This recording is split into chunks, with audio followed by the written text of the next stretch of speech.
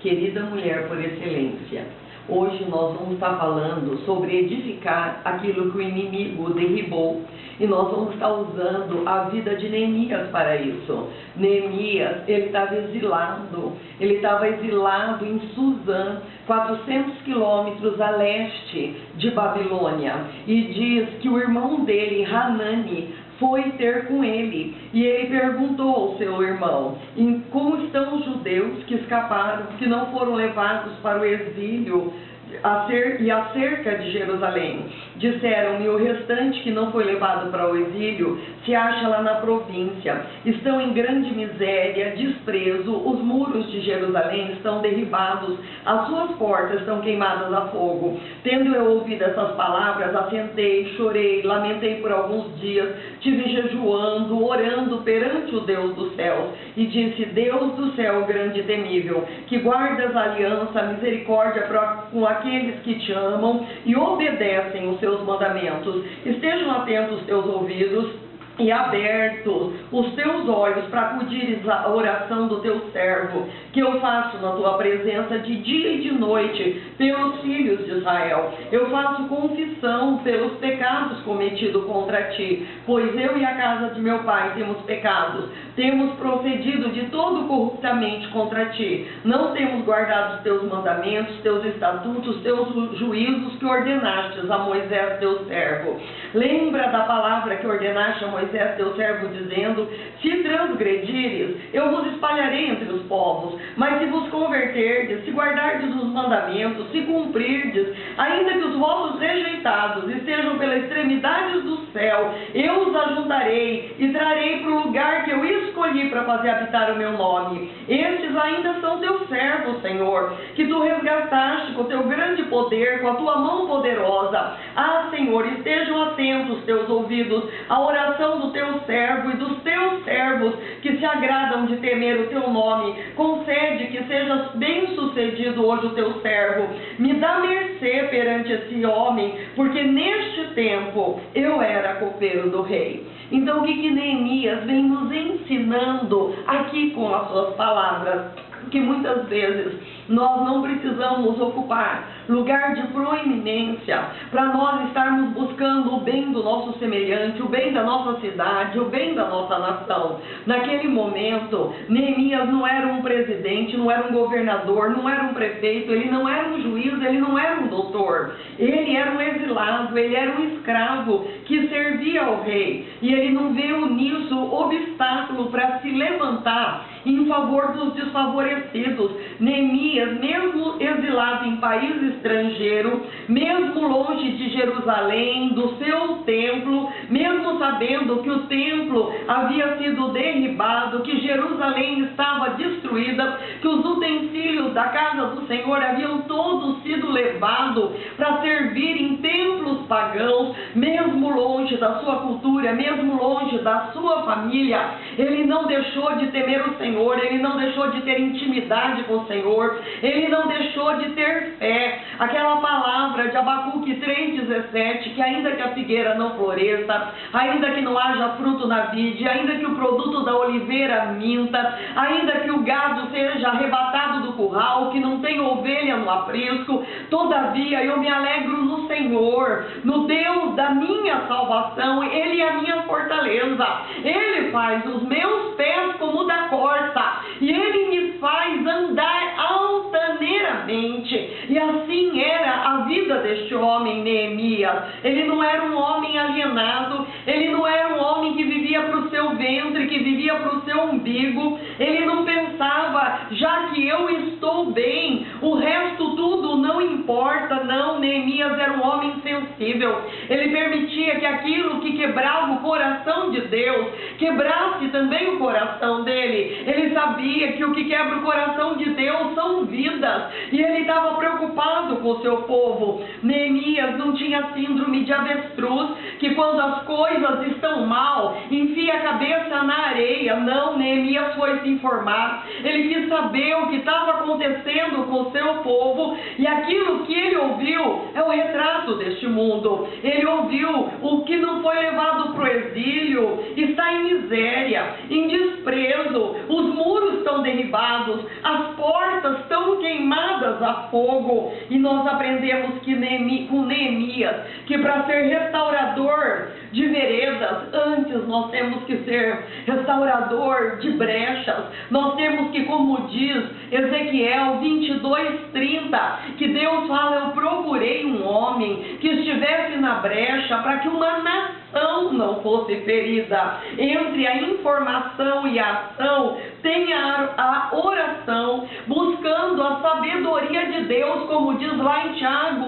1:5, que aquele que precisa de sabedoria, de revelação da parte de Deus, deve buscar, porque Deus a ninguém impropera nada. Neemias, ele, como Daniel, como Esdras, como Jesus Cristo, na sua intercessão, ele assumiu o pecado do seu povo sobre si. Ninguém é curado sem diagnóstico.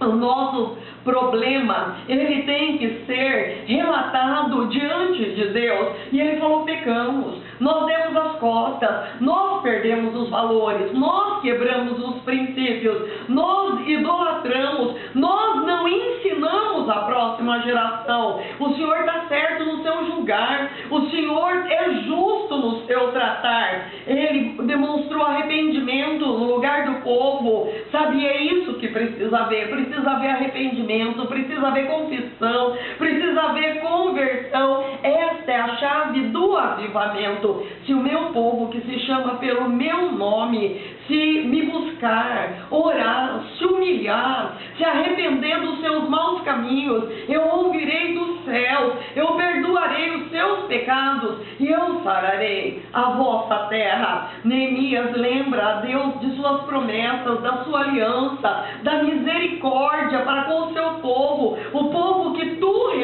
resgataste. Sabe, quando nós entramos na presença de Deus, nós entramos na presença de Deus pelo sangue de Jesus, nós entramos pelo nome de Jesus, nós lembramos do Senhor, a oferta que foi feita lá na cruz do Calvário, nós lembramos ao Senhor da ressurreição do nosso Senhor Jesus Cristo, que nós temos advogado à destra de Deus Pai pelas nossas situações, pelas nossas causas. E a palavra diz que Neemias orou durante 4 meses, ele jejuou, era um homem temente a Deus, ele era um homem que encontrou graça diante de Deus, e por isso Deus fez ele encontrar graça diante dos homens.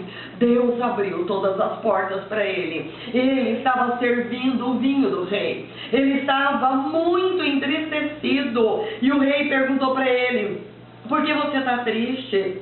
Você não está doente, deve ser tristeza de coração, você deve estar deprimido, são as tuas emoções. E diz que ele temeu grandemente, porque não se podia entrar triste na presença do rei. Mas Deus, ele revelou o coração de Neemias para o rei, ele deu empatia. Ele fez o rei sentir aquilo que Neemias estava sentindo. Então Neemias respondeu: viva o rei para sempre. Como não estaria eu triste se a cidade onde estão os sepulcros de meus pais está assolada e as portas são consumidas pelo fogo? Ele respondeu o rei com uma sábia pergunta. Neemias falou com reconhecimento da autoridade do rei e diz aqui: disse-me o rei, que me pedes agora? Então orei ao Deus dos céus. Ali Neemias faz uma oração instantânea,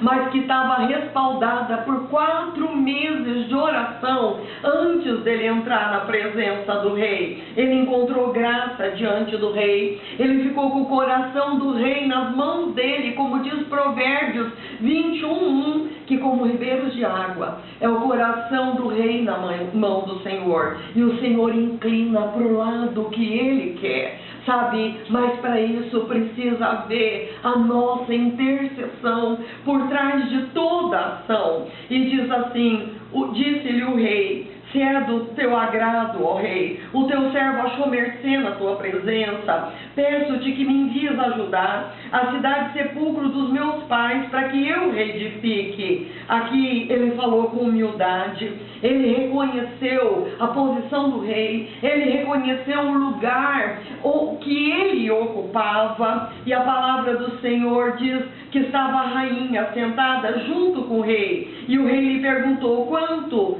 durará a tua ausência? Quando voltarás? Aprove ao rei enviar-me, e eu marquei um prazo. Ele demonstrou submissão, ele ouviu qual era as condições do rei, ele se colocou no coração cumprir tudo aquilo, ele não fez imposição nenhuma, e ainda ele disse ao rei: se ao rei parecer bem, dê-me carta para os governadores além do Eufrates, para que permitam eu passar e entrar em Judá, como também cartas para Asaf, guarda da mata do rei, para que me dê madeira para as vigas das portas da cidadela, do templo, para os muros da cidade, para a cabana, porque a boa mão de Deus estava sobre mim. Deus me deu tudo o que eu precisava. Deus deu o que ele precisava para o alojamento dele, para o alojamento do povo.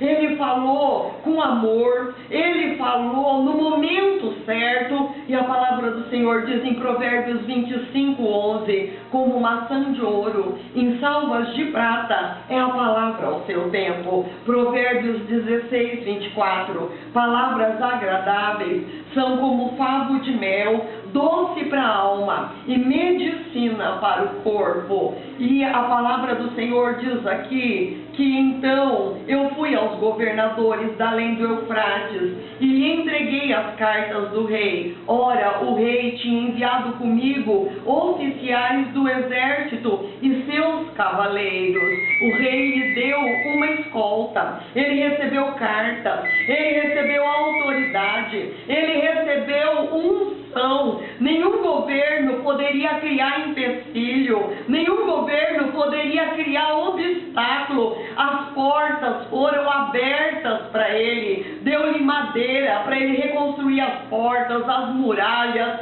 as casas, o templo. E a nossa intimidade com Deus nos dará tudo aquilo que nós precisarmos para a edificação da nossa casa, para a edificação do nosso ministério, para a edificação da nossa cidade, do nosso estado, da nossa nação. O rei deu para ele uma escolta, o rei deu para ele um exército, e é isso que Deus vai fazer pela tua vida. Deus vai dar ordem aos anjos dele a teu respeito. Deus, ele vai mandar príncipes do céu para batalhar a tua causa. O nosso general Jesus Cristo vai estar guerreando as nossas guerras. Se nós formos pessoas de oração, se nós formos pessoas de jejum, se o temor de Deus estiver no nosso coração, se nós tivermos determinação, se nós soubermos honrar com as autoridades, se nós tivermos humildade,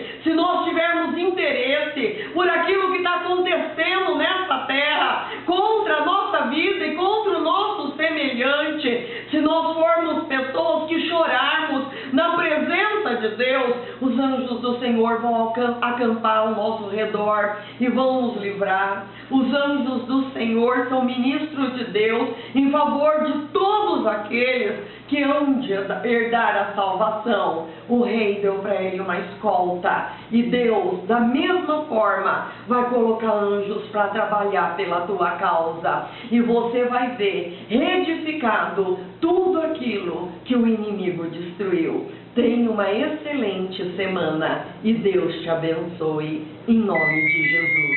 Amém.